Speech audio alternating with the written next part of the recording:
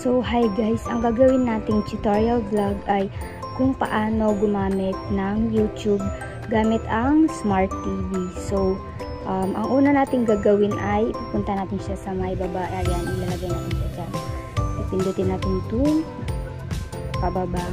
Ayan, ganyan.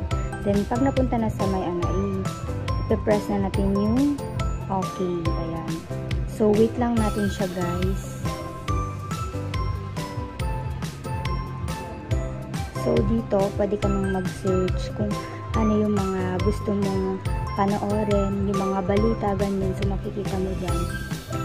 Ayan, makikita nyo na dyan yung mga pwedeng available na mga panood or kung ano yung mga gusto mong panoorin. So, pag wala naman dyan yung mga na-recommend na gusto mo, pwede kang mag-search. Ito, gamitin mo lang.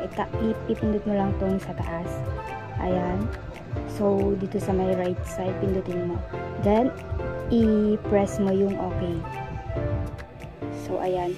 Then, pwede ka nang mag-search ng mga gusto mo. So, dito, magpipindot tayo ng funny videos. So, ayan. Tatry natin yung funny videos. Ayan.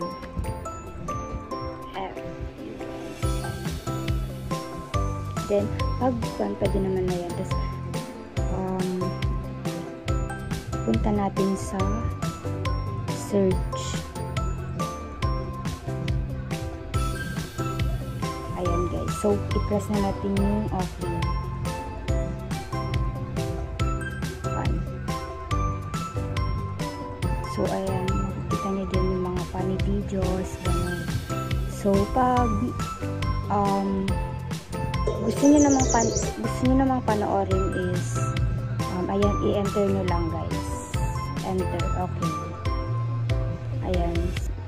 So, ito na yung funny videos na pinindot natin. So, ayan. Ano natin sa not now. Okay. Then, ayan na yung mga funny videos.